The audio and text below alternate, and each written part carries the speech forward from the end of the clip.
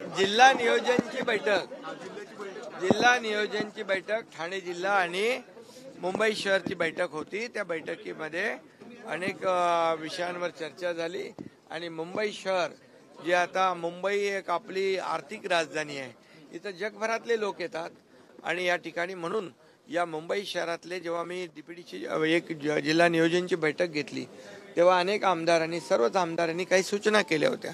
त्या सूचनांप्रमाणे मुंबईतली हॉस्पिटल असतील, मुंबईतली उद्यानं असतील, मुंबईतले रस्ते असतील, त्याचबरोबर जे नवीन काही आपले प्रकल्प आहेत, या संदर्भ कोळीवाडे आहेत, कोळीवाड्यांचं डेव्हलपमेंट आहे आणि त्याचबरोबर आपले किल्ले आहेत काही मुंबईमध्ये, त्याचं रिस्टोरेशन झालं पाहिजे, हॉस्पिटलमध्ये सुविधा मिळाल्या पाहिजे, क्वालिटी सुविधा मिळाल्या पाहिजे आणि काही इक्विपमेंटची आवश्यकता आहे।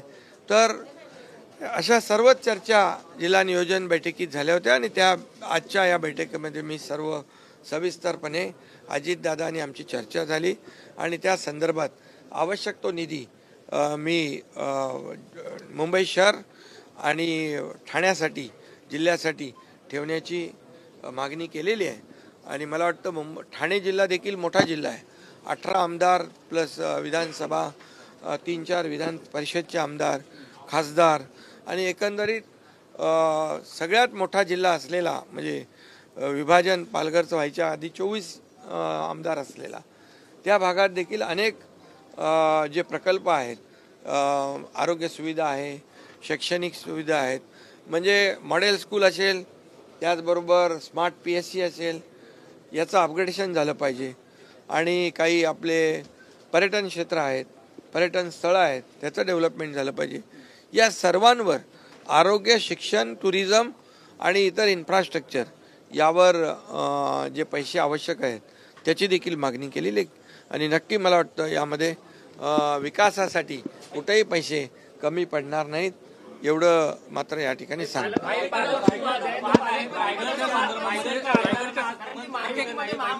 आज पालकमंत्र्याची बैठक नव्हती, रायगडचा जो आहे जिल्हा आणि नियोजन त्या संदर्भात बैठक झाली। पालकमंत्र्याचा वाद देखील लवकर मिळेल।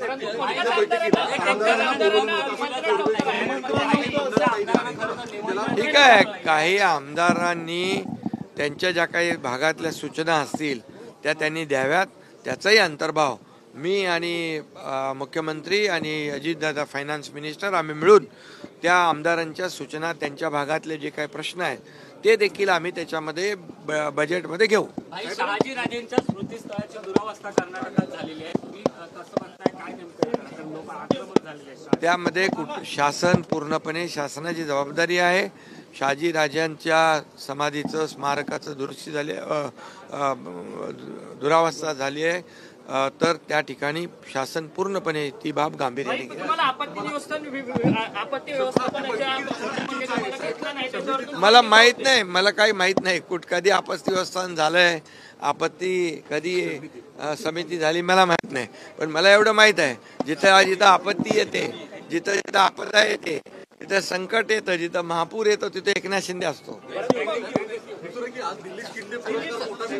हो, पुरस्कार मिळतोय महादेव शिंदे। हा, महापराक्रमी महादजी शिंदे यांच्या नावाचा पुरस्कार मला सरद या संस्थेने आणि अखिल भारतीय मराठी नाट्य साहित्य संमेलन यांच्या माध्यमातून त्यांनी देण्याचं ठरवलेलं आहे।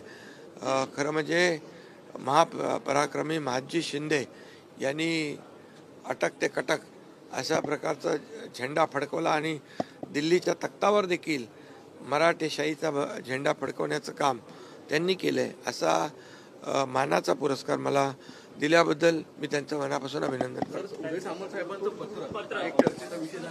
चला रे, जाऊ दे, उदय सामंतांनी त्याचं स्पष्टीकरण केलंय ना, मग ते तुम्ही दाखवा।